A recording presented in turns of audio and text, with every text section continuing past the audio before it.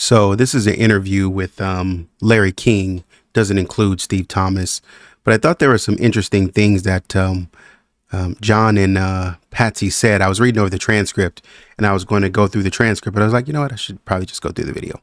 So here's a video of John and Patsy talking. Tragic murder of their daughter, JonBenet, John and Patsy Ramsey sat down for a highly anticipated interview with Larry King on his CNN program. This 2000 interview, broadcast live to millions, marked a pivotal moment in the ongoing saga of the Ramsey family. Facing intense public scrutiny and enduring accusations, the Ramseys used this platform to address the nation, reiterate their innocence, and share their grief and frustration with the investigation.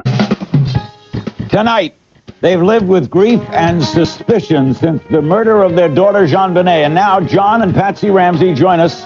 Their first live TV interview ever, and they'll take your calls next on Larry King Live.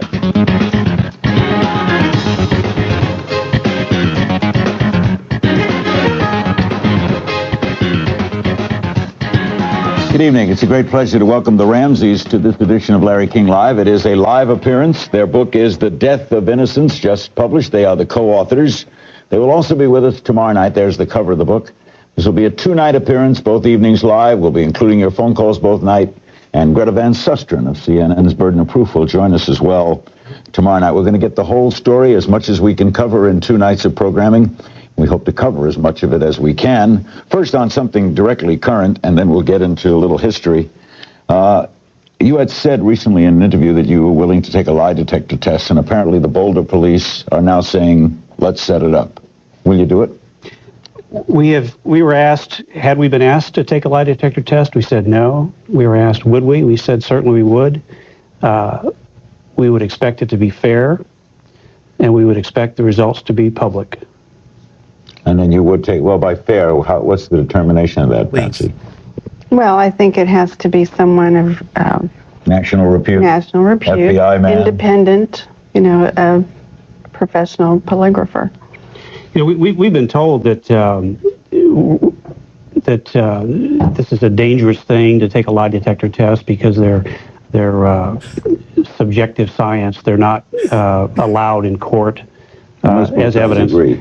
In Colorado, even if both sides agree, they're not allowed in court. In the right hands, though. But we have nothing to hide, and if they work, and if it will advance the cause of finding the killer of our daughter, we'll do it. Simple.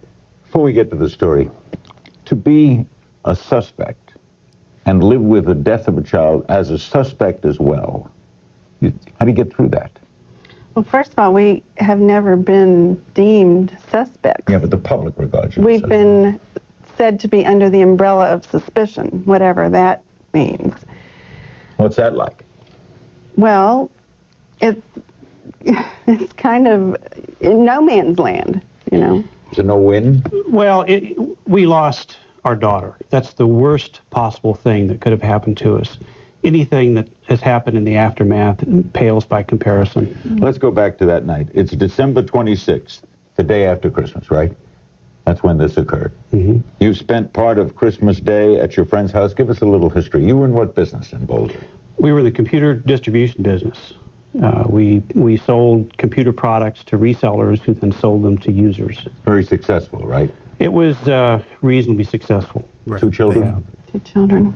You had lost a daughter previously in a previous marriage, right? My oldest daughter, Beth, was killed in an automobile accident in Chicago in 1992. You've lost 2 daughters. Lost 2 daughters, my oldest and my youngest. What happened that day? December 26th. 6th. We were planning to leave for Charlevoix, we have a summer cottage up there. We did have. We were going to rendezvous with our older kids for a first ever family Christmas all together in Michigan. We were to leave early that morning, fly to Michigan. Morning after Christmas. Morning after. What happened that night? What's the first thing you remember, Patsy? I'm not saying too much because, we've already kind of heard all of this. There's some discrepancies in terms of the lie detector test and the issues that I have with the idea of we wanted to be fair, where it was fair because the FBI was going to be involved. So Don't know what you're talking about there. Umbrella of suspicion. You are still considered a suspect. I don't know what you're talking about there. That's not no man's land. That means that we're still investigating you. That's what that means. The first thing I remember is waking up, getting dressed hurriedly, going downstairs, and putting a few things together to pack to take on the plane. It's about what time? It's early morning, before daylight. You're up? Mm-hmm. Then what happens? Then I go down the spiral staircase, and there on one of the runs of the stair is a 3-page ransom note. And no one has entered the house, the door isn't open, you read the note. I don't know that. What did you do?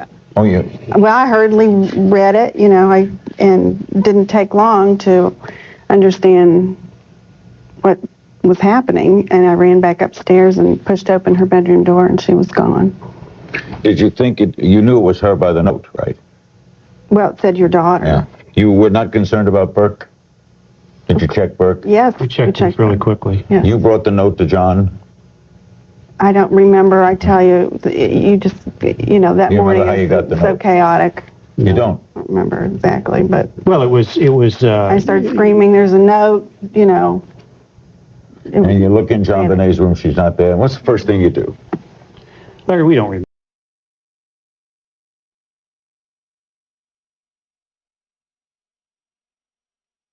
Okay, Mr. Ramsey, listen carefully with this. Let me try to speed read through this so I can see it from Patsy's eyes.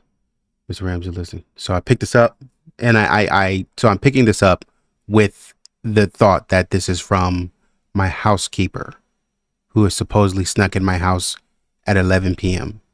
or whenever. Even though she was supposed to come a day later. So she's sneaking in my house at 5:30 in the morning, or whenever she snuck in. And did she take the check that you left for her? Did you leave the $2,000 check? Where was the check? The $2,000 ones. So I'm picking up this 3-page note, and I'm thinking that this is coming from my housekeeper. Boom. Hey, Patsy, getting ready to read. Hey, Patsy, this is Linda. Thanks so much for the $2,000. But I see instead, Mr. Ramsey, still going to say thanks for $2,000. Listen carefully. Whoa, listen carefully. We are a group of individuals that represent a small faction. We do represent your business, but not the country of service. At this time, we have your daughter. Okay, and at that point, okay. Cool. I don't remember. I tell you, you just, that You morning remember how you got is the so note? chaotic. You don't? I don't remember exactly, but Well, it was. I started screaming, there's a note, And you look in JonBenet's room, she's not there. What's the first thing you do? Larry, we don't remember. This is 3 years ago. We've been through this 100 times. You wrote a book about it, so, you must have said... We outlined it in the book. Basically. I felt like I'd been kicked by a horse. The most horrible feeling. If you ever had that pang of... You mad at me?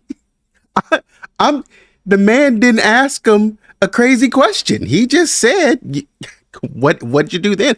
I'm just trying to talk to you. You know what I mean? Like, see how defensive they are?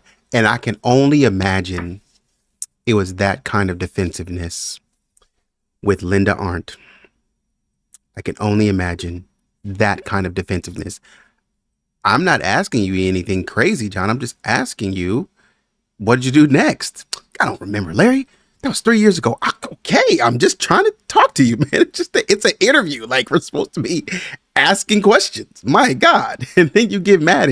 And then Larry was like, "What's a great response? I mean, it's in your book. I mean, surely you know what you're talking about." But you know what? The deposition stuff that they were doing when they were talking in the deposition, and Hoffman was asking him, "Hey, this page in your book, who wrote this?" And they were going back and forth talking about, "Oh, I don't know. Who wrote it? Like, it's only 3 of you who had a hold of the book. This is your book." I mean, okay.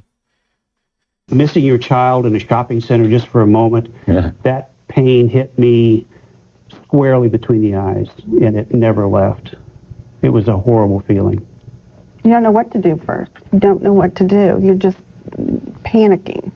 Call the police right away? We did. Called the police right away. 911 or? 911. Right? And what do they do?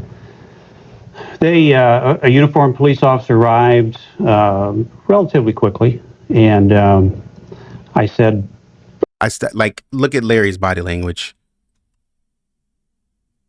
He's not trying to hurt anybody, man. He's just interested. Like, he's just leaning forward like he's interested. Like, he's not trying to, we're just trying to, we shouldn't have got hung up where we got hung up. I don't know, Larry, it's 3 years ago. We shouldn't have got hung up there. Like, we should have just been able to, this is, we've been through this 3 years. Like, this, just tell me, I'm just asking you. Like, we shouldn't have gotten hung up on that. they, a uniformed police officer arrived relatively quickly, and I said, I handed him the note. I said, my daughter's been taken. He said, gee, aren't you, you don't think she just ran away? And I said, for heaven's sake, she's 6 years old. No, she didn't just run away. No sign of foul play at this point. We weren't looking. We were concerned. I mean, there was no foul play in her room. We No. didn't go She back wasn't in into bed. her room. Right. She was not in. So what We weren't looking. We were concerned. there was no foul. We No. didn't Just go she back wasn't in into. bed. She's 6 years old. No, she didn't just run. We don't know that, John. That's what the officer is there to ask you about. I don't know. I just got here. What are you talking about? I'm just asking, do you think your daughter ran away? I don't know your daughter. Run away. No sign of foul play at this point. We weren't looking. We were. Was there any sign of foul play or not, John? I want a quick no. That's what I want. I want a quick no. Was there any sign of foul play? I don't like that. And Patsy jumped over it. We don't know. We don't know. Anybody gonna say no? Not that I know of. We hadn't seen her yet. No sign, well, we woke up and we hadn't seen anything yet. We walked into the kitchen, and from what I saw, it's like everything looked like it was in place. Give me something like that. That's what I want to hear. I don't want to hear, well, we didn't know. I mean, man, my God. There was no foul play in her room. We No. didn't Just go she back wasn't in into bed. her room. Right. Right. She was not in. So what did the officer do? Asked us to go into one room, put us in one room. And he searched the house? I don't know. I don't know what he did. Don't know what he did. Oh, this is hard. When was the first time you saw your daughter? After all of Now, I gotta stop it because we starting to get into some lies right now. We are starting to get into some lies right off the bat. It is 3 years later. You know good and dang well that they went and searched that house. You know that. These hesitations that Larry is asking about, foul play. You could say something like, from what we understand now, there was a little bit of foul play. When I was looking at it, I didn't understand anything. I didn't notice anything. Well, we didn't know at the time. Or you could say, if you genuinely didn't know, well, we didn't know at the time. We didn't know what to look for. We came in her bed, from what I remember, because y'all just quoted at the very beginning of this interview, y'all went down the line on the law against lie detector tests in Colorado. Y'all went down the line, dang near word for word, on whether it was allowed or not. You knew that much.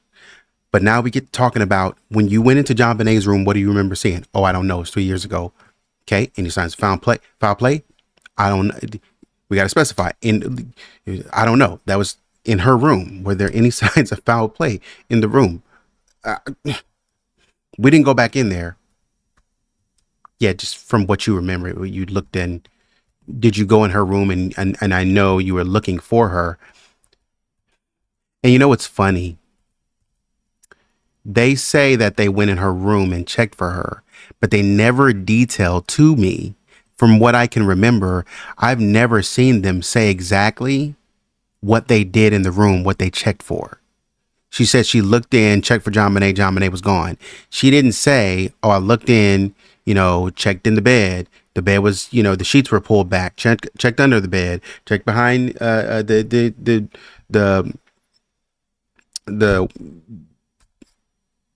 whatever.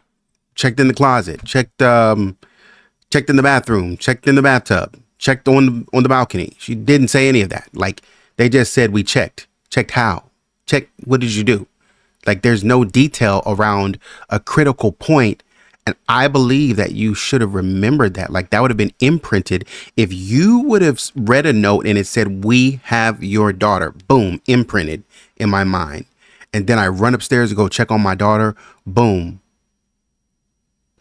But then I run upstairs to go check on my daughter, boom, and I'm looking, she's not in there.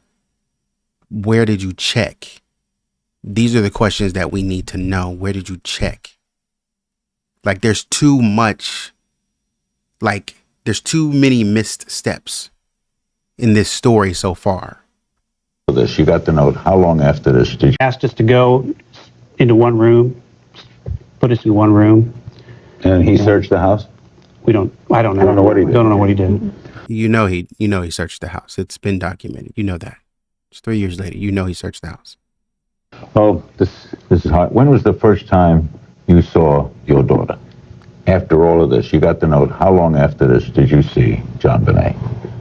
When did I find her? Yeah. Well, I found her later that morning. Hours. What were you during those hours?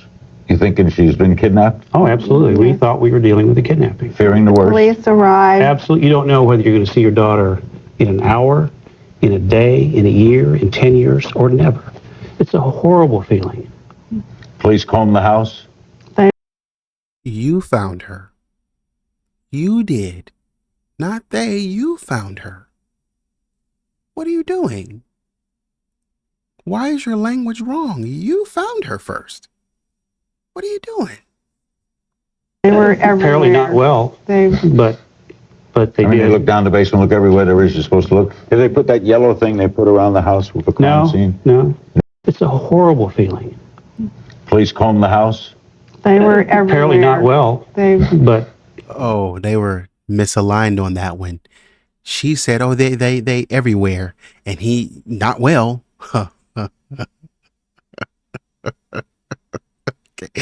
Okay. But they I mean, did. they look down the basement, look everywhere there is you're supposed to look. Did they put that yellow thing they put around the house with the crime scene? No. Never did. No. What are you going through at this point? Agony. Pure agony. Sheer, horrified terror. Your daughter is in the hands of a monster. You don't know where. You don't know if she's cold, if she's... You just don't know. It's a horrible feeling for a Did you parent. ever fear kidnapping, being a fairly well-off person? In a It didn't occur to us. Didn't have bodyguards or... No. We thought we lived in a safe community. It was peaceful. We thought it was crime-free. Our guard went down. We were complacent. We'll be right back with the Ramseys. The book is just out, The Death of Innocence. We'll be taking your calls. This is Larry King Live, and they're with us for 2 nights. Don't go. You wouldn't be concerned, John, because as you told the detective, it was an inside job. You still have no reason to be concerned. Who would have done that? Even when they said, hey, do you know that a couple doors down, several months later, there's another kind of kidnapping that wouldn't have applied? You want to know why? Because, John, you said it was an inside job. So your mind would not be structured around this being a legitimate kidnapping from the outside. Whoever kidnapped or attempted to kidnap somebody down the street would not apply to you, because that person would not fit the description of the inside job person you were thinking about, because the inside job person you were thinking about was one of your employees at your workplace or at your home. That's who you were talking about. Irrelevant. Away.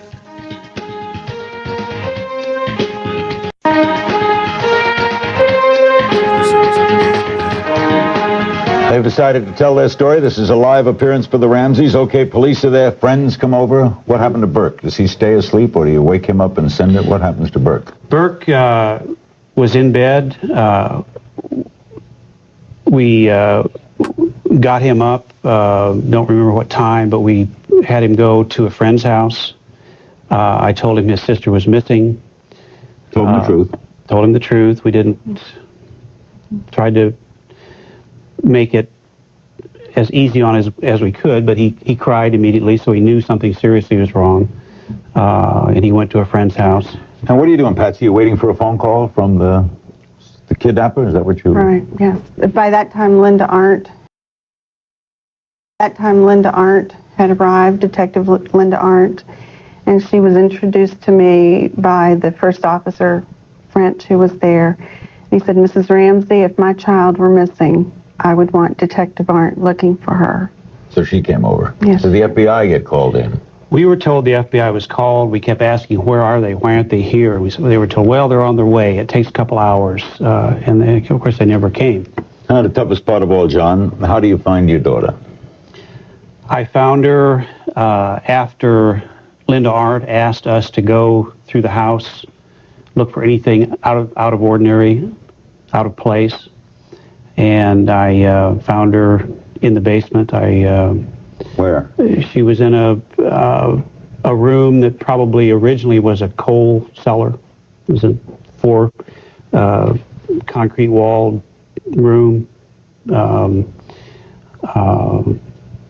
I knew instantly when I opened the door that I'd found her. Did you know she was dead? No, I didn't. I had this rush of just, thank God I found her. Oh. How did you know instantly?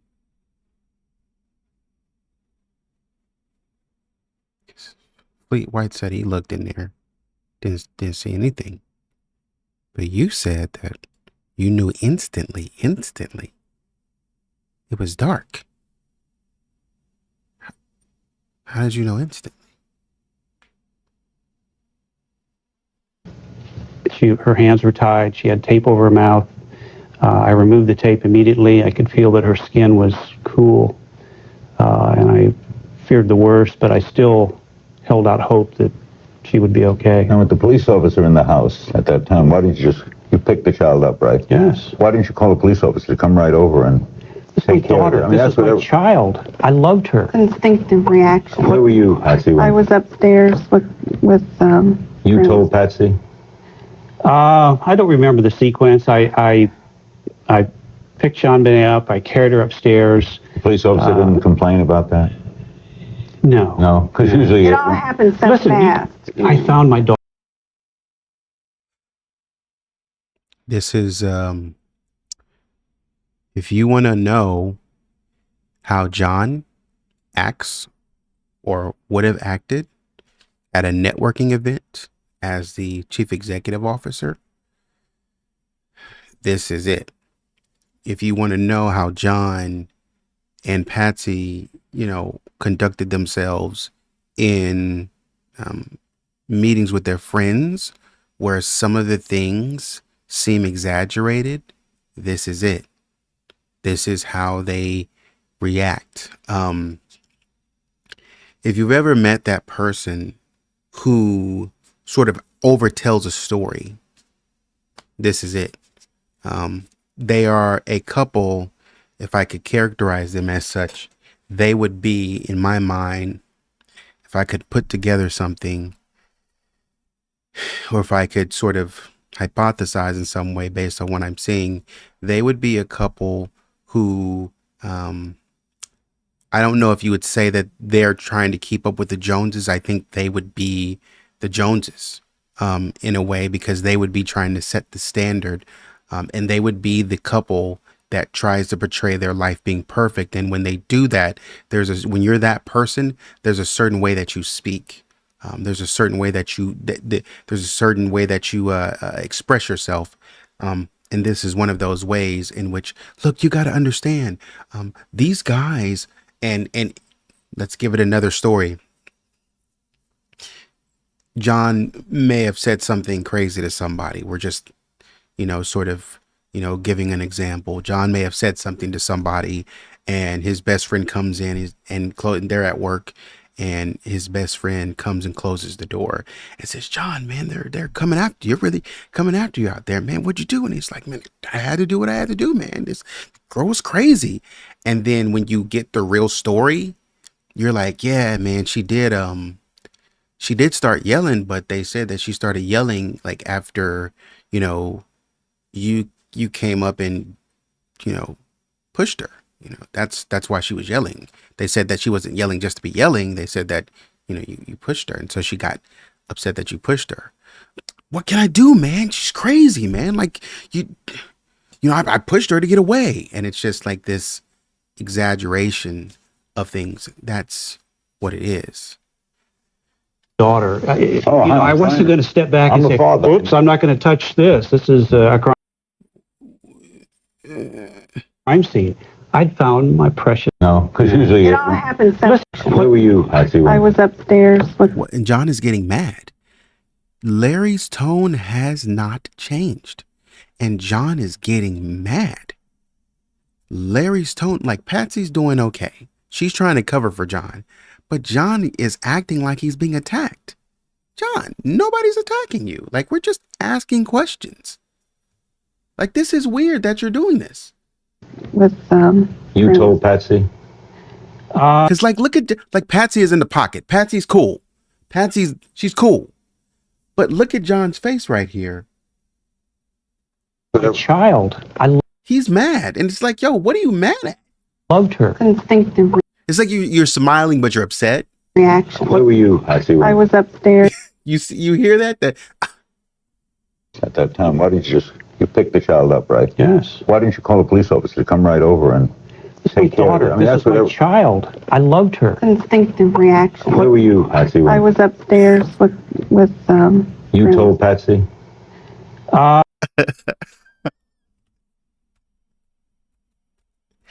When my dad gets really mad, this is what he does. This is exactly what he does. with You told Patsy? Right. Police officer to come right over and take care of her. Daughter. This is my child. I loved her. instinctive reaction. Where were you, Patsy? I was right. upstairs with You told Patsy? I don't remember this My dad does that. Because it's what my dad does when he's annoyed. And he's like, and he'll be like, come on. sequence. I picked JonBenet up. I carried... Where were you, Patsy? I was upstairs with You told Patsy?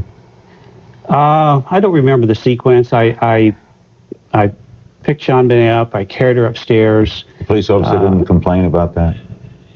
No. No, because usually... And Patsy's exhausted. That deep breath in, Patsy's exhausted. Something's causing her to get sort of exhausted and anxious. John just lied. Linda Arndt gave him specific instructions not to touch anything. She told him that. And then when she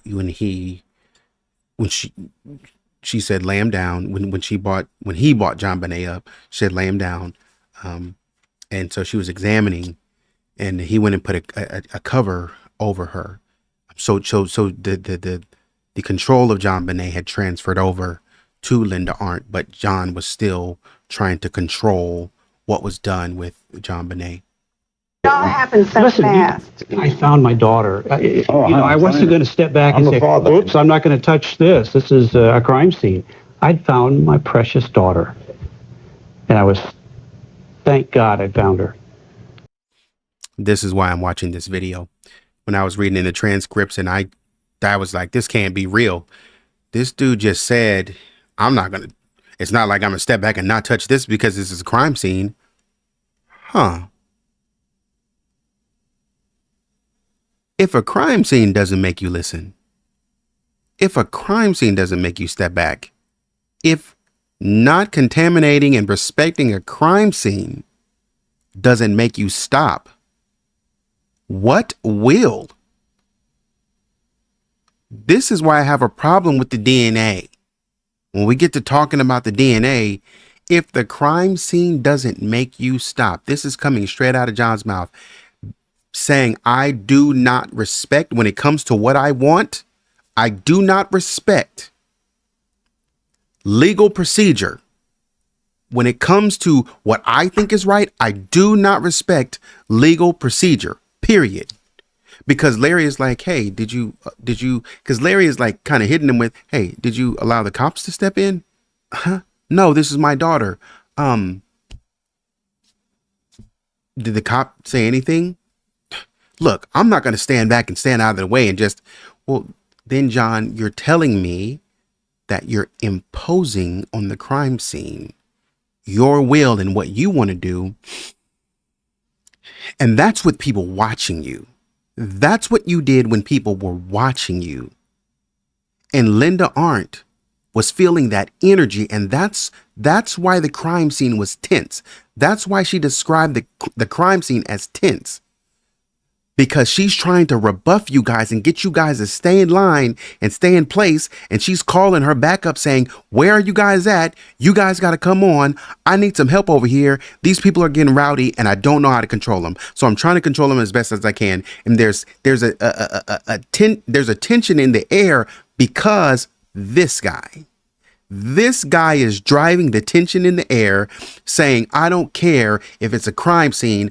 I'm going to do what I want to do. And that's where we can see you. What are the possibilities of what were you doing when we couldn't see you? You were gone for an hour and a half.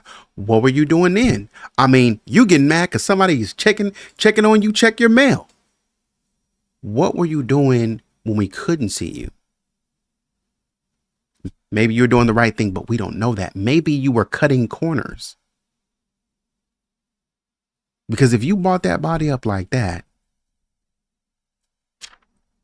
see, that's when I start to believe some of these theories because I forget who it was. I think it was Cotton Star. No, it was the other gentleman when they were talking about one of the other smaller YouTube channels that I was looking at the other day that was kind of theorizing that John moved the body around.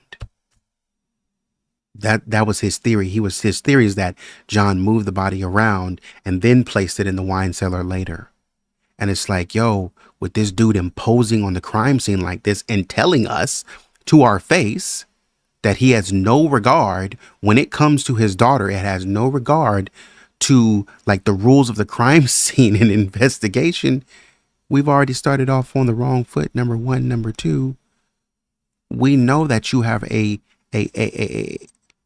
we know that number one, we're going to start off with the foundation that there's a possibility that you might contaminate the crime scene. We'll start off with that possibility, but then we know that there's proof, there's evidence that you will contaminate a crime scene. So if you will go as far as contaminating a crime scene, and this is why people didn't understand, this is why I said several videos back, when we were doing a deep dive into John Ramsey himself, and I was looking at his business dealings and I was trying to understand, why would somebody at your job accuse you of misreporting information on your financial statements? Why would somebody accuse you of that? Where would that come from? Why would somebody accuse you of inflating sales data?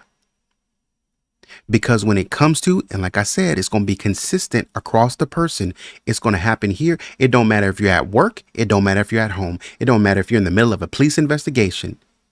If you start finagling with the numbers at your business, then it's going to be your solution to finagle with other things that are equally as important.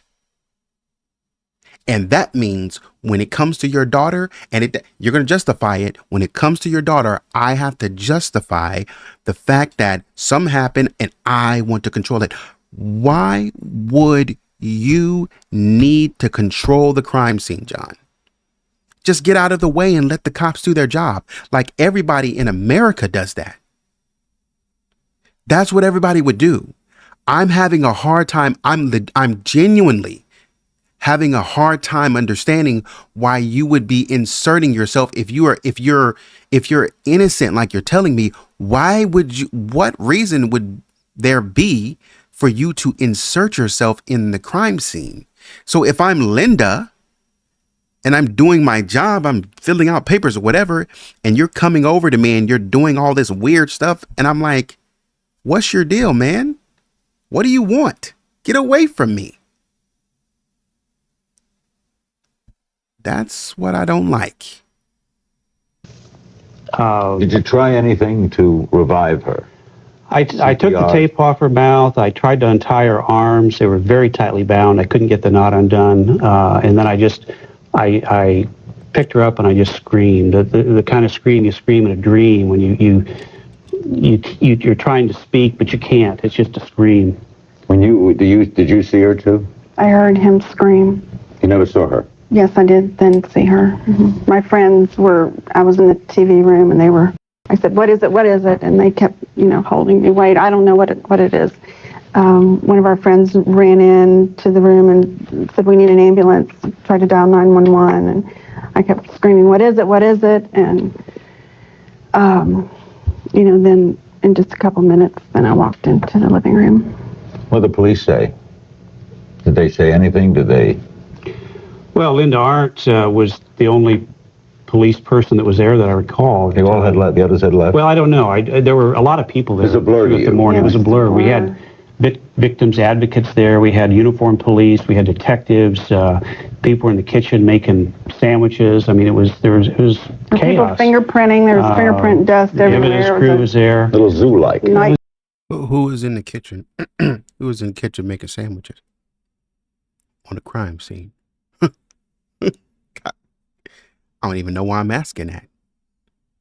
Who was in the kitchen making sandwiches during a crime scene investigation?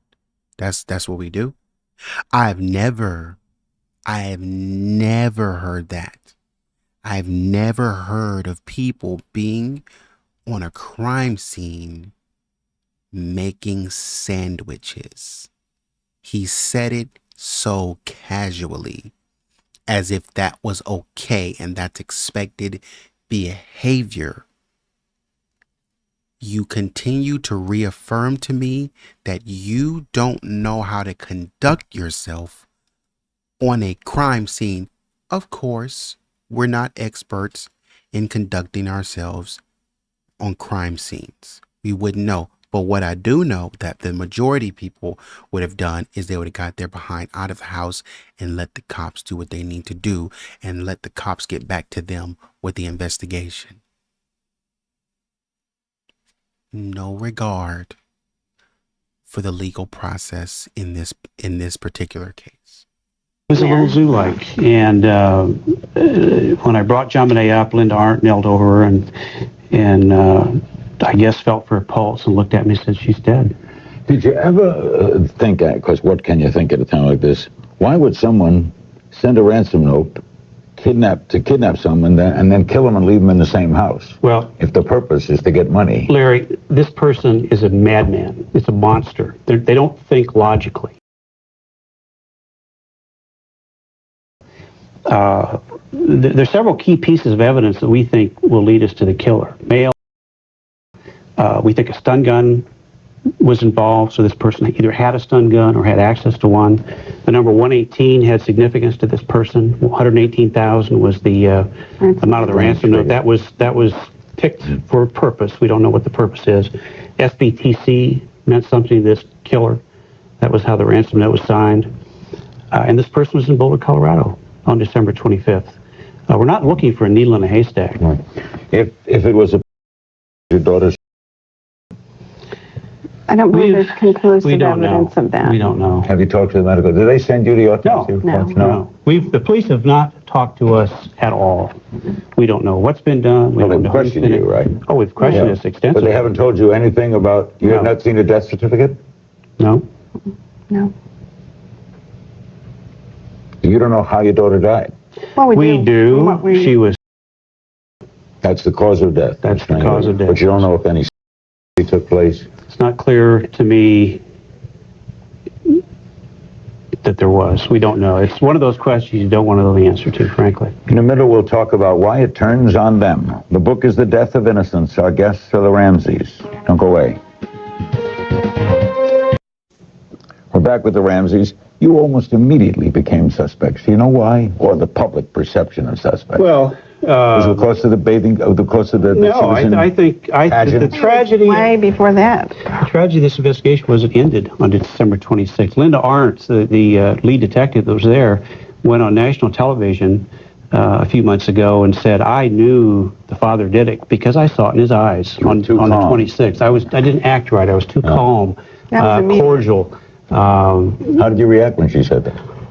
It was a bit incredulous, but it also illustrated the bias we were dealing with from the very beginning. All right. But do you think that had something to do with the fact that your daughter entered pageants? I think the decision was made at that time. Picture. At that time, Detective Arndt didn't know JonBenet. She didn't know. When did the public first see pictures of JonBenet in her outfit? I think that wasn't until after the first of the year. A few days. Well, that's a week later. I really don't know exactly. But don't you think, John, that caused a stir in people? I think most people say, I wouldn't have my child do that, even though many do. Many do, and it was a wonderful thing that Patsy and JonBenet enjoyed doing together. It was certainly misinterpreted, I think, and it's one of those things that the eyes of the beholder. But it led to those stories, jealousy. But that was several days afterwards. I mean, we know that Linda Arndt made up her mind, and the rest of the Boulder Police Department, we believe, made up their minds the 26th of December. Oh, that was us. You know, that it was the parents. Is that because they found no entrance into the house? We don't know why. Well, we know, Larry, that a window was open. Under that window. No. Don't you start lying. No. They had written up their reports, and what they were observing, they came in and Officer French, as they were going through, Officer French went down and said, I didn't check in the wine cellar because there's a block up here and there's no way out. So I'm not going to check in here. Because you told me there was a kidnapping. That's what you said. So there's certain things that I did not do because I did not think it was a homicide yet. But I knew something was funny, something was fishy. We had meat. It wasn't just one officer. It was like 3 or 4 of them. It wasn't just Detective Linda. It was 3 or 4 of them. It was Whitson too. They're walking around the house, and I think it was Officer Weiss. They're walking around the house and they're like, yo, something's off. Something's not right. I don't see how anybody could have gotten in. Something's not correct. You said the house was locked. I don't see any foul play here. House seems to be in order. Officer French was like, the house, other than the holidays, the house seems to be in order. I don't see anything. Detective Linda said the same thing. Whitson said the same thing, I believe. So it's just like 4 officers were like, I can't find a break-in. Like, this is police work. I can't find a break-in. Whatever happened here must have happened from the inside out. I just watched the story to confirm. I just watched the story of the same way. It's consistent. Like, this is not just you guys. It's consistent. When the cops come in and they look for rummaging and this to understand whether somebody was trying to burglarize the place or whatever they're trying to do, they look for that. And they look for if somebody broke a window or broke a door to get in or something like that, or what have you. They look for all of that stuff. And it was not there. I will hold on the broken window in the basement, but every other door and window had no problem. Locked up, just like you said. So they started to look internally and say, well, wait a minute. I'm not sure if but then when you found your daughter inside the home, thank you, Larry, for asking that. When you found your daughter inside the home, now it switches immediately to a homicide. This is not just, they're coming up with this based on because somebody recommended Linda Arndt. And they said, if it's going to be Linda, or if you want somebody to find your daughter, it's going to be Linda. Now, when somebody, y'all don't want to take that, but when somebody said the same thing about Lou Smith, then y'all ran with it. And you've been quoting them ever since. But when somebody says the same thing about Linda Arndt, then all of a sudden, y'all don't want to listen. She's not a real cop. You won't even call her detective anymore. Window was a suitcase, as if a step to get up through it. We learned later that they found a door open, which I didn't know about until almost a year later. Now you remember that, but you don't remember anything else. That's what I'm saying. You remember that, but you don't remember Linda telling you not to touch anything. You remember that, but you don't remember Officer Fridge going downstairs and checking out the house, even though it's in the police report. But somehow, some way, that would indicate that you don't know anything. You don't even know about the death. You don't even have the death certificate, is what you're telling me. So that would seem to indicate to me that you don't know anything about the police reports. But now you're coming back and telling me that they found the door open. Who? The cops. So, okay, so you know what the cops are doing. That house was There's a not lot of difficult to get evidence. in. The police that were there the morning of the 26th, taking evidence, have a lot of tangible evidence. They did a good job at collecting evidence. We have fibers, we have DNA, we have a lot of evidence.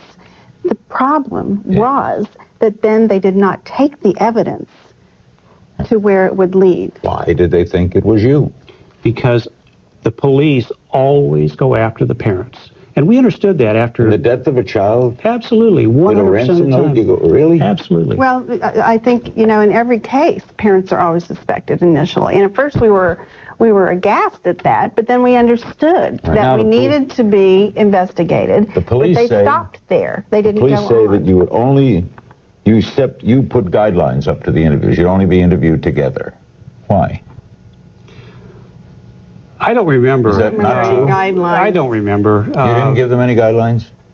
The only guideline I remember, the only request that we made, and this was after a huge gap of mistrust developed, the police withheld JonBenet's body for burial to try to force us to submit to their terms.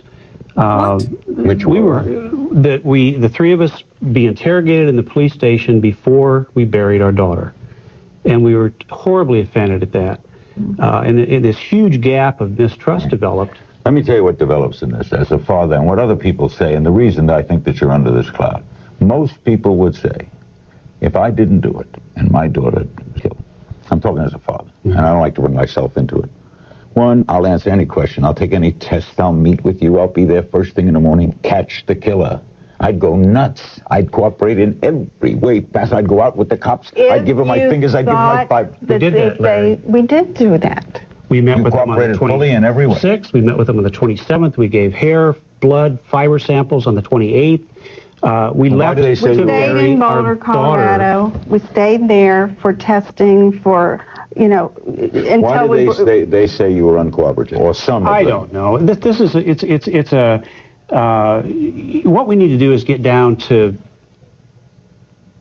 the objective here. The objective is to find the killer.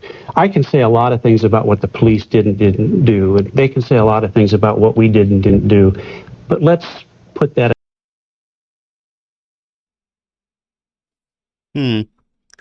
Just wanted to touch on the timeline a little bit. JonBenet Ramsey case day by day. December 25th, receives a bicycle as a Christmas gift. December 26th, early morning, Patsy 3-page note, blah, blah, blah, blah, blah, blah.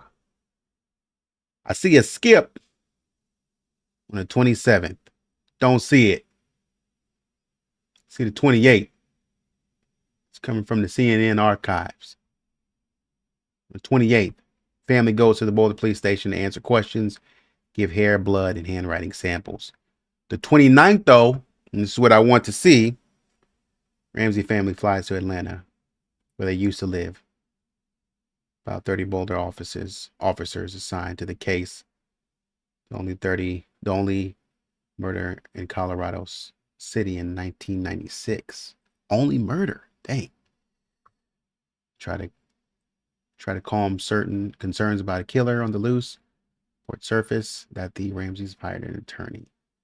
December 31st, about 200 relatives and friends attend an emotional funeral service at the family's former church in Atlanta. JonBenet is buried in Marietta next to her half-sister, who had been killed in a car accident 4 years earlier.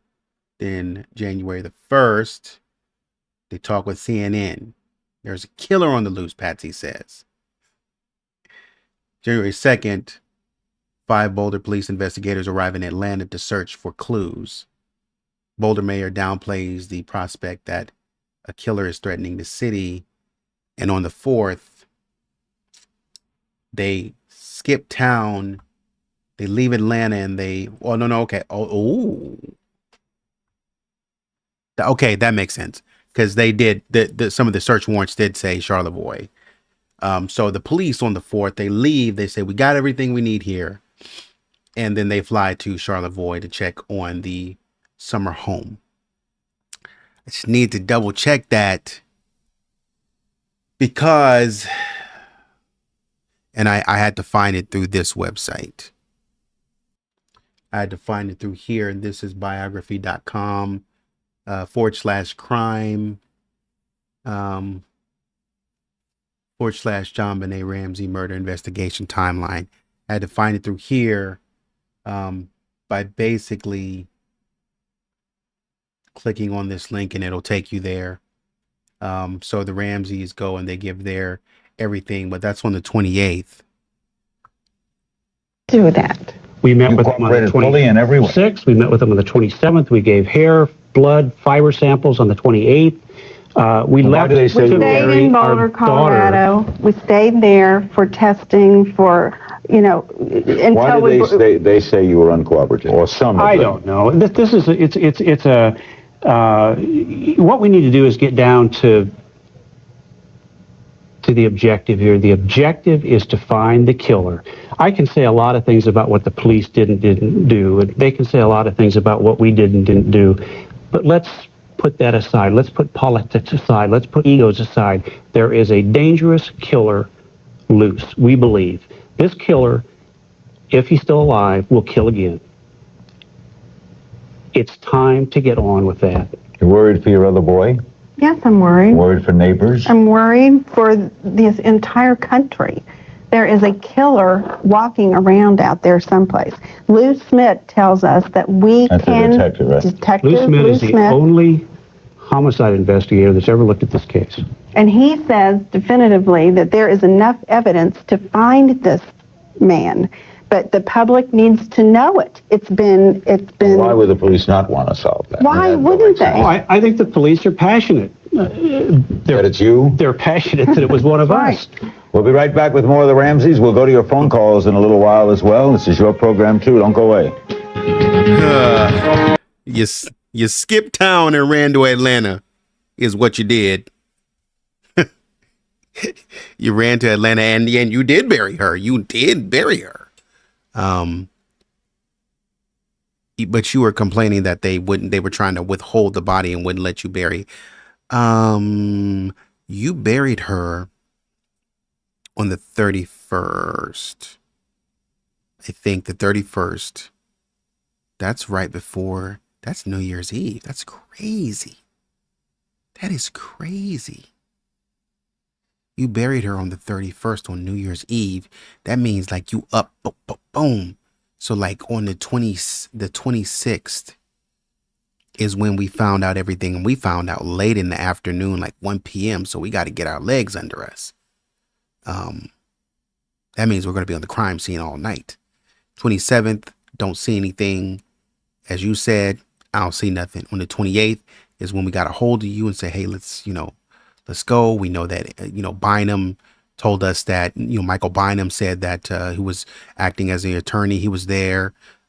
He told them basically, I'm answering questions, leave them alone. You go through me. And the doctor for Patsy, Dr. Bayoff or something like that, he told us that he gave Patsy something to calm her nerves.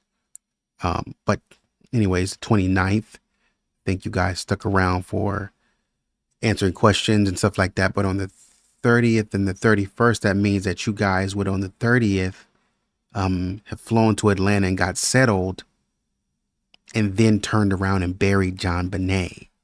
So I'm wondering, with all of that going on, how much time legitimately between the coroner's report did they have to kind of really just do a deep dive on this body before you put JonBenet in the ground? I guess, because that seems kind of fast to me. From the 26th to the 31st, she's in the ground. And you got to, give some time to prepare the body. You got to give them some time to prepare the body. So that means that the body was probably shipped. That happened on the 26th. And the 27th, you're calling. You got to send her to the coroner and get some looks. And then like on the 28th or the 29th, you're calling for that body to be in Atlanta. Because that body needs to be in Atlanta probably two days, a day or two. And I'm not what do you call the funeral service people? It's going to bug me. Mortician. I'm not a mortician, but I would assume, and I would assume that morticians in Atlanta have no shortage of service, especially in Atlanta and Marietta, they have no shortage of business. So you had to do something to get JonBenet in there in time for the 31st, for her to be buried and embalmed for the 31st. So you probably were calling for her. She was on a plane, or on whatever transportation, on a plane, or because I think my friend was put on a plane when they took her across state lines when she passed. So JonBenet could have been on the plane for sure, because that was probably the fastest thing to do to get her to Georgia to embalm her, maybe like a day or two to get her embalmed, to get her set, and have her ready for the 31st. So basically the coroner had like no time to even get their hands. And that's why that is probably why they were like, hey, not trying to give the body up, because they were like, hey, we still got work to do. And it's funny that you guys rushed the funeral so fast that they didn't have time to even get a good look at JonBenet to man.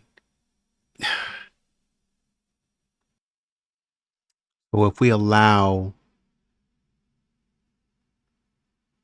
because I was trying to look and see if it took like 30 minutes. I think they were saying that Dr. Meyer was criticized for it only taking him 10 minutes to do the autopsy report. He got there at 8 p.m. I think one article said, and I think he was out of there by 8:30. I think he had some access to the body on the 27th. I think it was saying, so on the 27th, so you got 4 days, and then the embalming process, she's got to fly to Atlanta. So she'll probably fly up on the 28th, and they'll probably prepare her on the 29th or the 30th. So she'll probably fly up on the 29th, prepare on the 30th to be ready for the 31st is what they'll do. So she'll fly up. So she's leaving at some point in time on the 29th. So we have 26, 27, 28. Yeah. So that's still not a lot of time to really just dig deep into JonBenet to kind of really get a sense of what happened. That's still not a lot of time. So that was to me, that was a little bit of a rush for something like this. Now, if you knew what happened, like, we know what happened, then sure. But like, if we don't know what happened and we need to look a little bit more, and the police are like, hey, can we just hold her to figure out what's going on? That I think that would have caused problems. That's probably why they were trying to hold her. We're back. By the way, Alex Hunter, the DA in the question, said this morning on the Today Show that he had a 4-minute conversation with you. When was that? I believe that was his first press conference.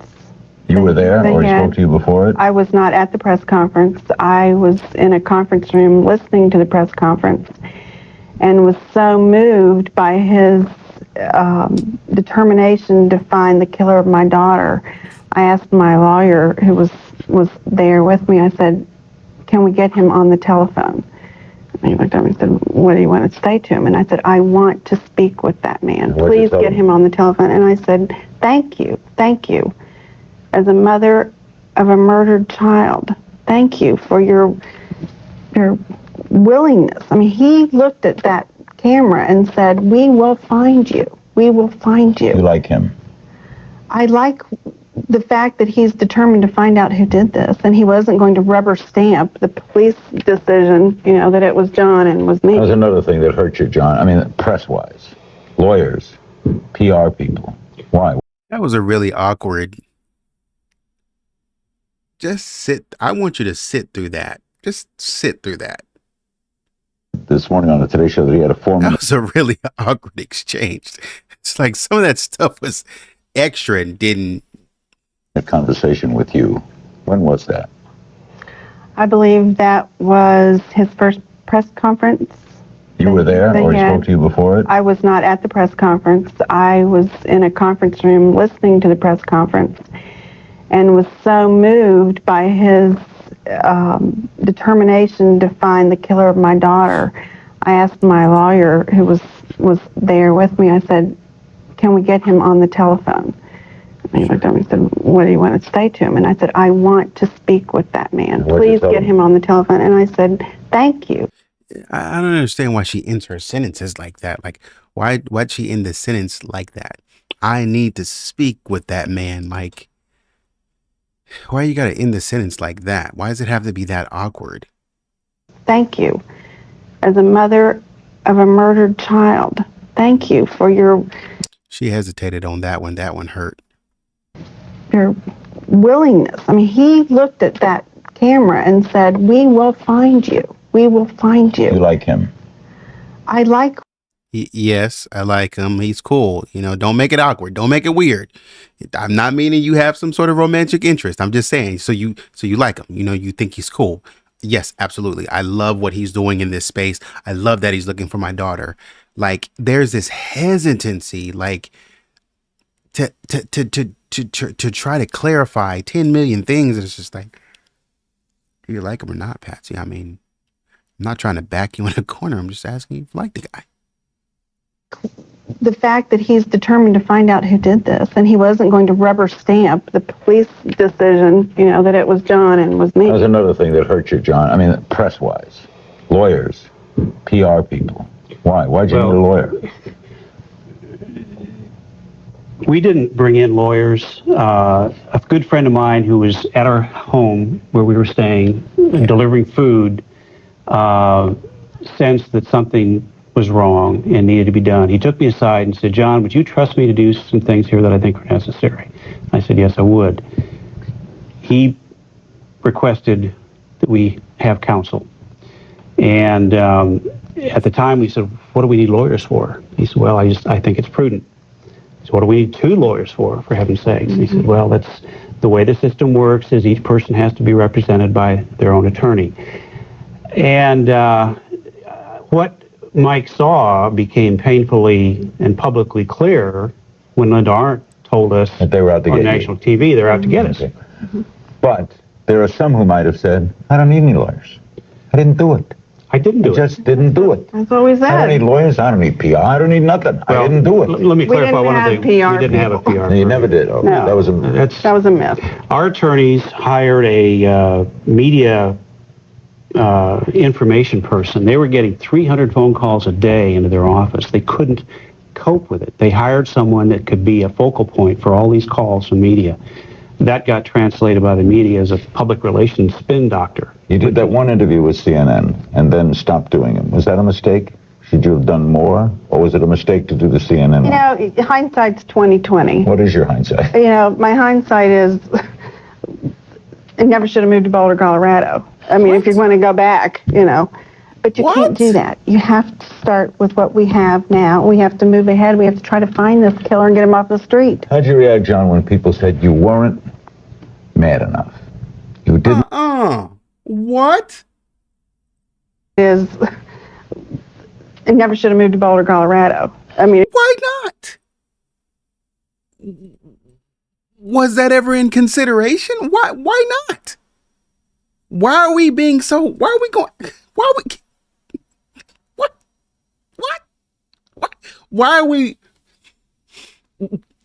Why are we being so extreme right now? Like, where did that come from? Why are we being so extreme? Look, we can move the Boulder, Colorado. I mean, that.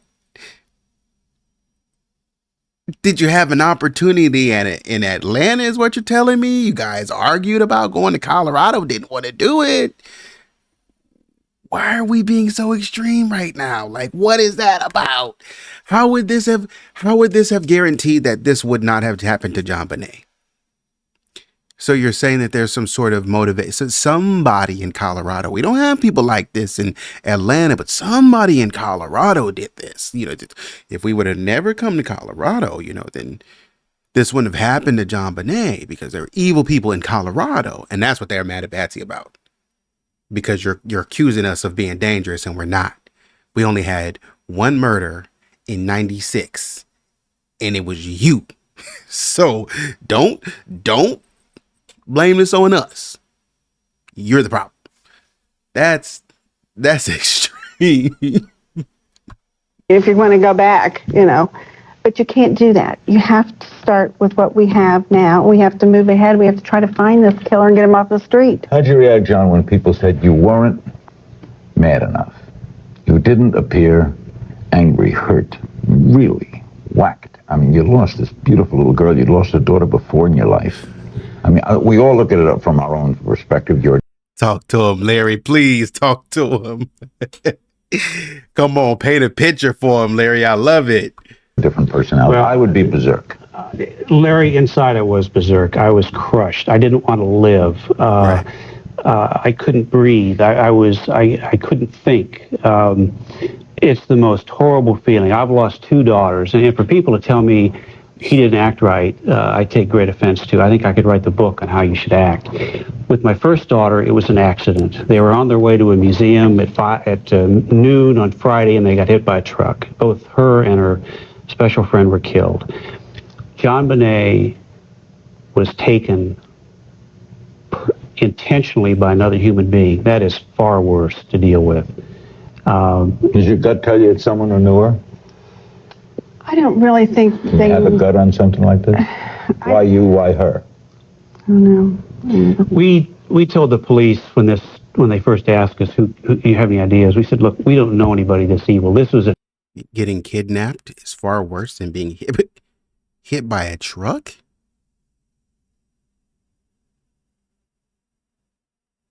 I wouldn't even have compared those. I'm gonna be honest with you. Personally, I wouldn't even have compared those. An evil person that did this. Did we know them? I can't imagine that we did. Back with more of the Ramseys. We'll include your phone calls. They're with us again tomorrow night, too. This is Larry King Live, and the book is The Death of Innocence. Don't go away. Take one of these. We're back. We're going to go to your phone call. Stewart, Virginia, for the Ramseys. Hello. Yes, I was wondering, do you think that someone may read your book and come forward with valuable information? And has anyone already contacted you that has read your book? That is precisely our hope. We believe that if the public, this case is going to be solved through the help of the public. That was one of the primary reasons we wrote the book. And yes, we have received, we received probably about 30 emails and letters a day. Many of those are just expressing concern and sympathy, but a few of them have been interesting leads, and that's how this case can be solved. And you must get some anger too, right? Yes, it is. I mean, you must get About 1 out of 10 is a hate message. Yeah. Nashville. Hello. Yes. Go ahead. Am I on? Yes. Okay. John and Patsy, I would like to know what your feeling is about the position that the governor of Colorado took as a public statement in positioning you of being guilty, and why did you hide behind your attorneys, and why did you hire a public relations firm to represent you? Well, we asked the last two already, and they said the attorneys hired the PR firm to handle the calls, right? And yeah, now the governor certainly has accused us of continuing to hide behind our attorneys and our PR firm, and I wish that he would tell me who this PR firm is, because I've not gotten a bill, and it must be getting huge by now. What did you make of it when he did that? He was on this program the night after the press conference. What did you make of it when you saw it? Couldn't I believe it. could not believe someone in a position of authority as he is would say such a thing as that. After a grand jury in his state spent 13 months of time and effort and hard work, and then he disregarded it. Well, he said you were not cooperative. Well, I don't know how you could say that. I wrote a letter over 2 years ago to Alex Hunter, and I said, you need to understand, Mr. Hunter, we have no confidence or trust in the Boulder Police, but we will meet with your investigators anywhere, anytime, any place for as long as you would like. I wrote that was a personal letter I wrote to Alex Hunter over 2 years ago, and that was our position. No one wants to find this killer more than I do. So what do you think the governor was political here? I think the governor was purely political. It's a terrible thing that he has chosen to advance his political career on our family tragedy. I have no other explanation for it. All right, if he's doing that, he must think that most of the people in Colorado agree with him. Certainly more than voted for him in the 50%. election, perhaps. I don't know. But that's all. He's only heard one side of the story. You know, it's my understanding that one of the local TV personalities has asked him, you know, why won't you listen to the other side of the story? I'm trying to think why don't you call him and say, Governor, I'd like to sit down with you? We offered to meet with him Why doesn't he twice, call us? and he's ignored us both times. You've offered twice to meet Yes. with him. Because he was even critical of Barbara Walters last week. I'm sure you saw that. I didn't see his remarks, no, but I heard that. Well, living with this, Patsy, you know the truth. Well, you don't know who did it. I don't know. But you know the truth. You know you didn't. I did not. And you know you didn't. That's the one thing we know with absolute certainty. It's a fact in this case, is that we did not kill our daughter. And there was someone in our home that night who did kill our daughter. And we're going to find that person. What are you doing to find them? You had a ransom for a while, right? I mean, you had an offer. And we still do have a reward for information that's still standing at $100,000. We have active investigation that's been going on. Your own? Our own. Are you still in business? No. Retired or? Yes, not intentionally or not by choice, but it's both been difficult to work, and we've got a terrible cloud hanging over us. And how about funds? Getting low, very low. This has taken virtually all of our savings in legal expenses and expenses involved with the investigation. Because you know what's interesting is that, and I was wondering about that, you know, and I'm still trying to reconcile that with the money thing. How much money did you guys have? Because, you know, the person is saying if you really knew John Ramsey, you know, then they would have asked for $10 million because he would have easily obtained that. How much was the house? The house, I think, was $500,000. If I'm tripping, maybe I'm tripping. I think the house was, at the time, was only like $500,000. I think. Cause like when I think I saw it and I couldn't believe it. I was like, yo, it can't be.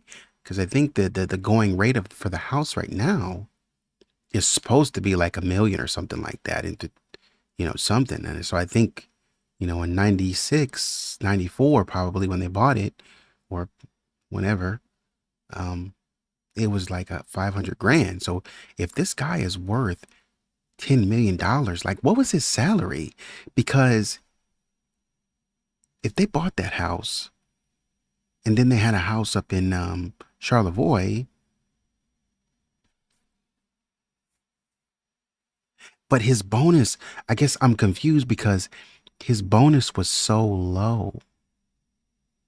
Like when I used to work with executives,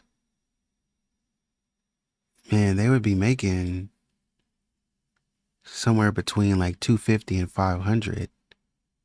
They'll be making somewhere between 250 and 500, but their bonus their bonus would vary. Well, no. Like they had base and bonus. So your base would probably be like 250 or something odd like that.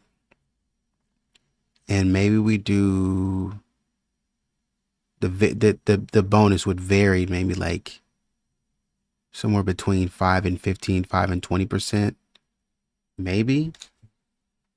So if we pay you 250, yeah, nah, I ain't getting that.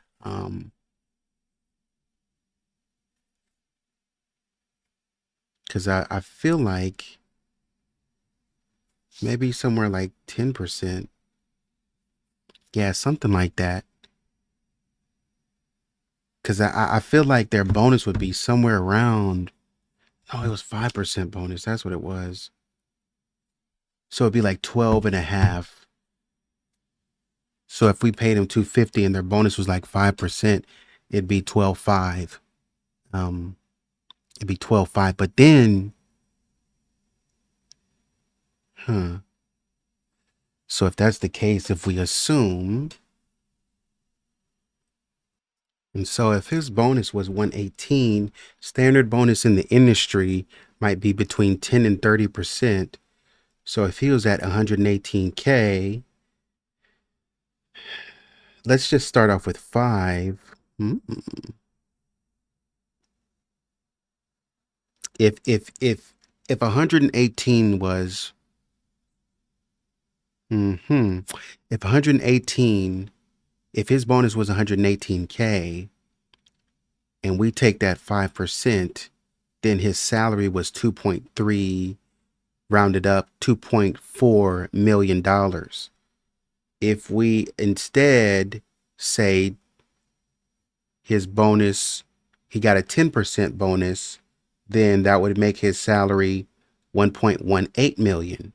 15, he was making 787K. If it was 30% bonus, if he had a 30% bonus, then that would mean he was making about 393K. I am willing to bet that he was probably around 10 or 15%. So 15% would have been 787K if we round up. He would have been making 787K with a 15% bonus to get him to 118K. But then, or let's just go with 10%, he was making $1.18 million a year. Okay. So that was easily like okay, that makes sense. That's the ballpark. Where did the 10 million come from? How would he have gotten 10 million? Unless he got some crazy sign-on bonus from Lockheed. Where did the 10 million come from? And How about funds? Getting low, very low. Now, and this is why I say Patsy is so honest. You know, Patsy can't hold water. She's so honest. Patsy will what some might call speak out of turn, in the sense of, oh man, babe, you spoke too fast. You said something that you shouldn't have said. Spoke too quickly. It's just, oh, I'm sorry, babe. Didn't really mean to do that. Patsy would just let it off. John might be trying to hold that back, but the funds getting low. This has taken virtually all of our savings in legal expenses and expenses involved with the investigation. And I guess if you could have gotten $10 million, I guess, but you needed a friend to secure 118K for you. I guess what I'm saying is you shouldn't have had need for a friend to secure it for you. You should have had the money right off the top. That's number one. Number two, but I'm trying to understand, like, if you can readily get 10 million, that's liquid assets. That's liquid. You're insinuating that that's liquid cash that's coming to you. You can get that, from whatever accounts you have. how much money are you spending on lawyers and private investigators? You got to be spending a boatload of money on lawyers and private investigators to clear your name, instead of going and saying, hey, I didn't do it, and completely dissolving yourself of this and saying, this proves I didn't do it. Boom, done. But you guys spent everything you had to make sure that you stayed off the hook. Ugh. That's a little suspect. How's your boy done? How's he doing at school? Like, his kids kid him? Kids do not. He's got some wonderful friends. They kid him about things that boys kid each other about, but they don't kid about this. They protect him. We'll be right back with more phone calls for the Ramseys on this edition of Larry King Live. Don't go away. They're with us again tomorrow night, too. Don't go away.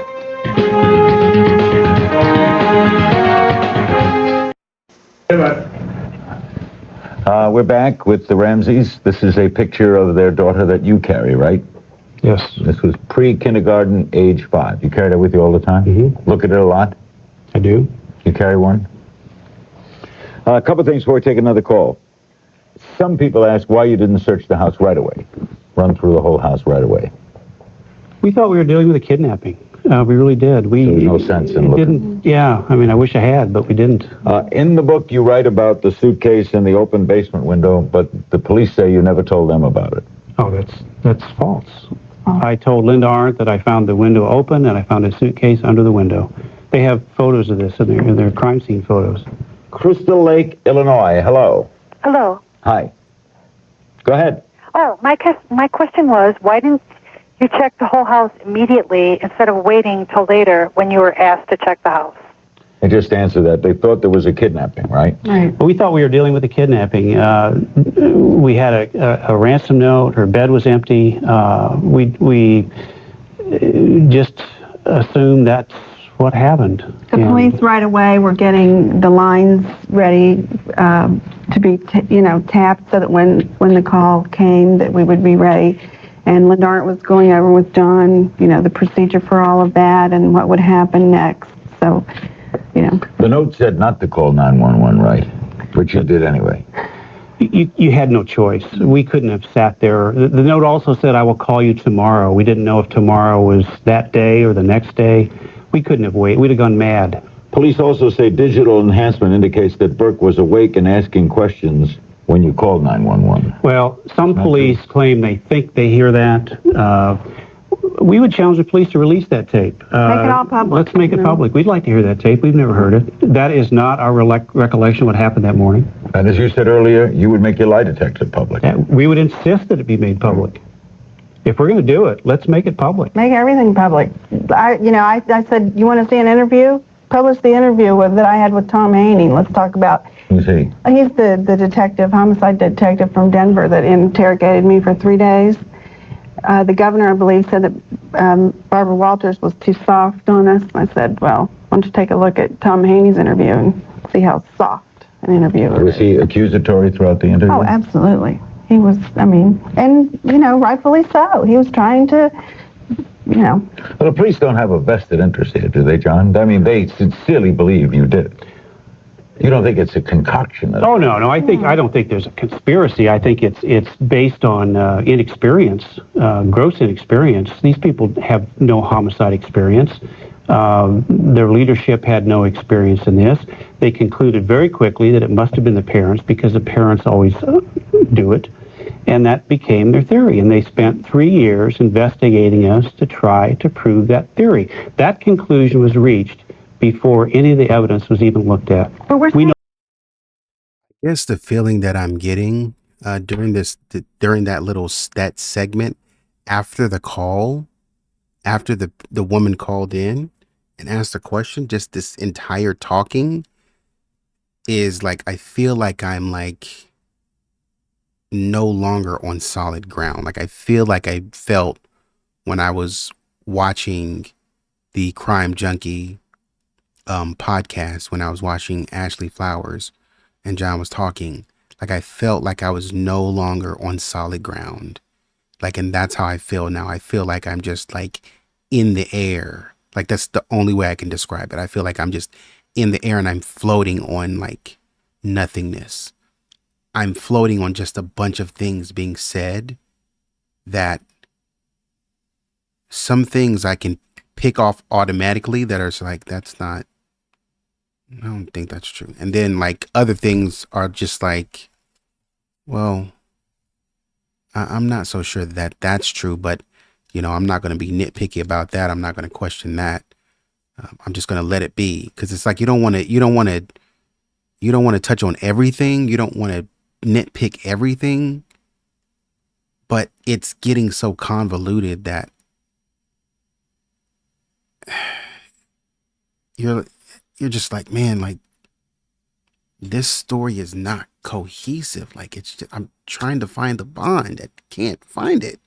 Like this story is just not, it's like the only way to describe it is what Officer French was saying. Something is not right. It's just not cohesive for me. No, that's for a okay. fact. That is okay. Let bygones be bygones. But let's finish the investigation. We need experienced homicide investigators to start again. We will be totally cooperative. Everyone will start again. Start with canvassing of the neighborhood. Look at all the tests again. Go back and do more DNA testing. Start again. We've got to find this person. Are you religious?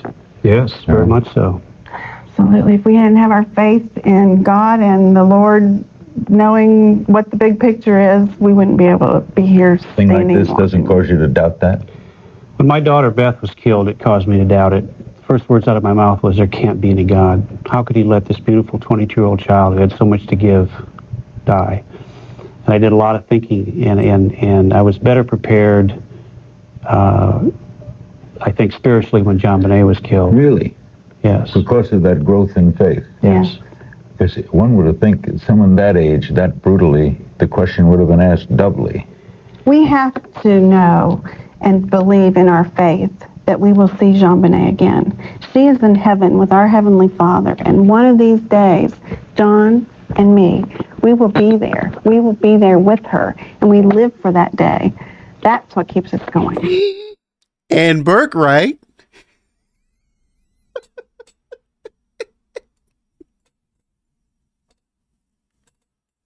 y'all always do this. Like you, JonBenet, and Burke, correct? Like, I know it's a given. I just want you to say it. Like, because you keep leaving it out. You know what I mean? Like you keep leaving it out, so it's just, can you say it? Because they've done that before in other interviews. Like, I need you guys to speak as a family, as a collective. You know what I mean? Like, I haven't seen an interview with John and Burke together, right?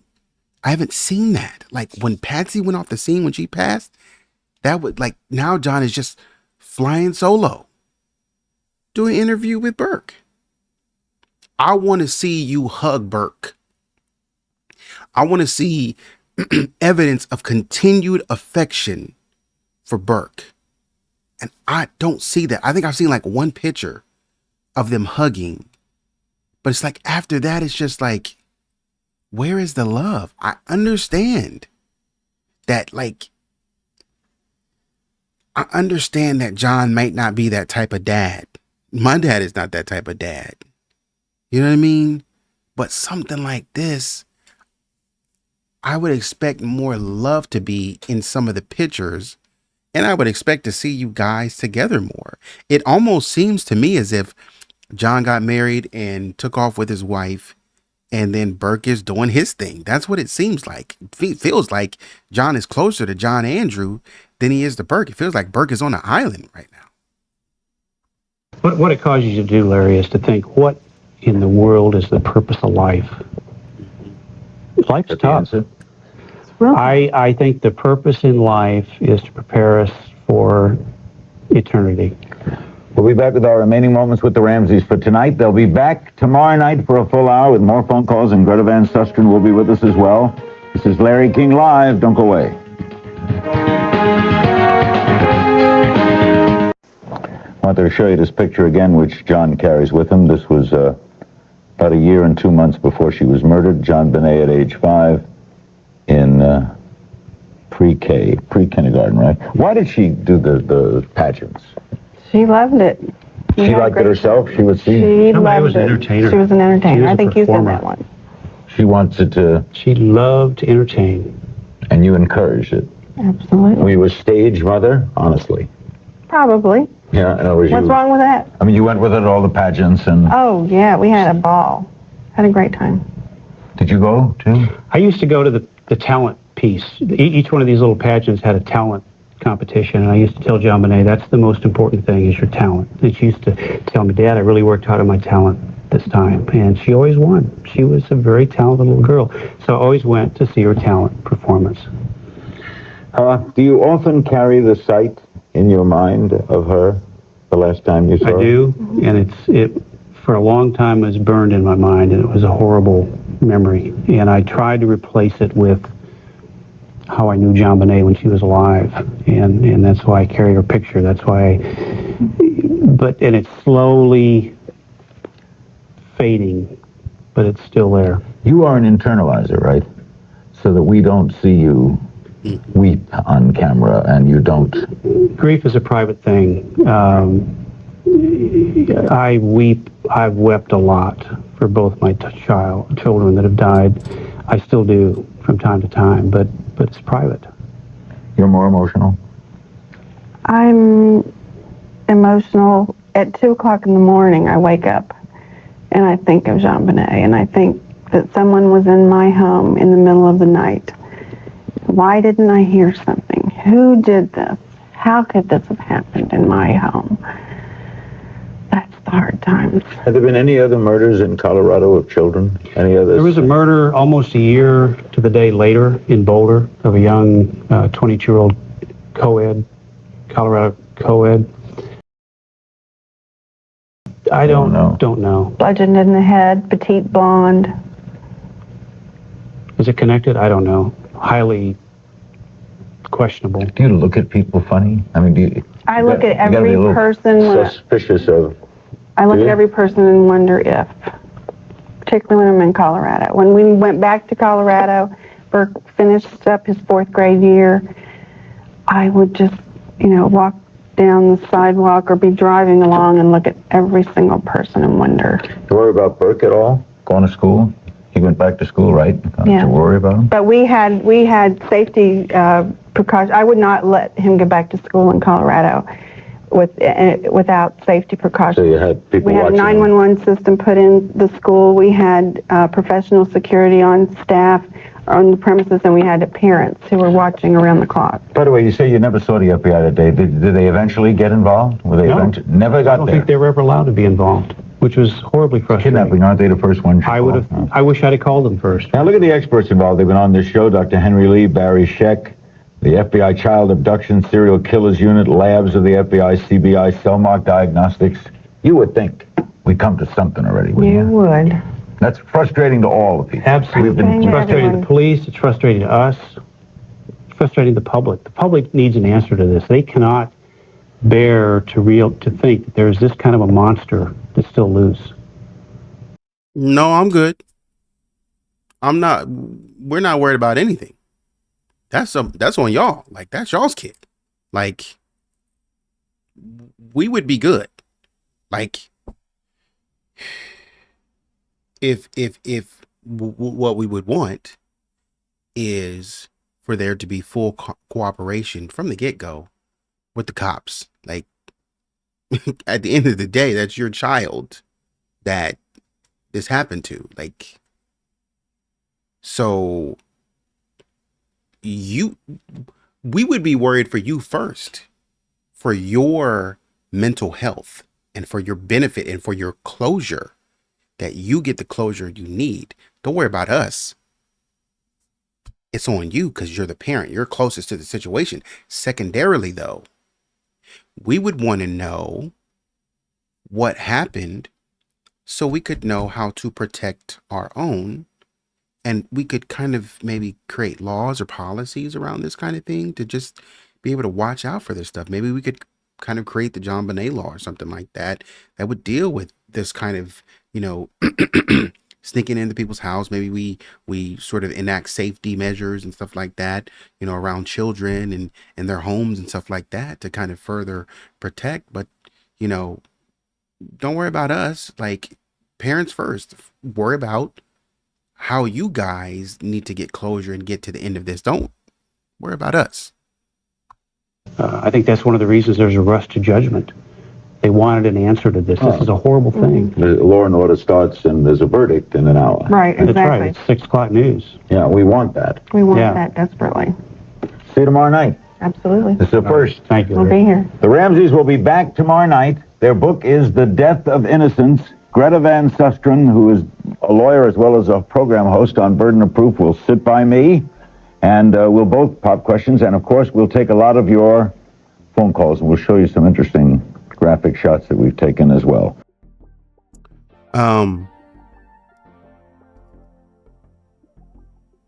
I guess I don't have too much to say. I think I've said everything.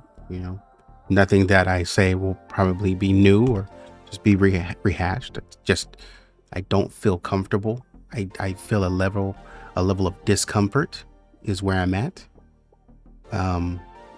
It's a certain point to where you get to where it's hard to tell what's real from what's fake.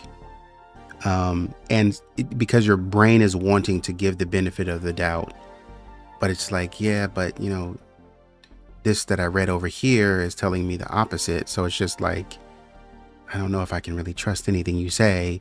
And then some of it is like, you can tell that they're being truthful, but it's like, yeah, but how much, like, what's the percentage of truthfulness that you're giving to me? Because like, you could be giving me half truth right now.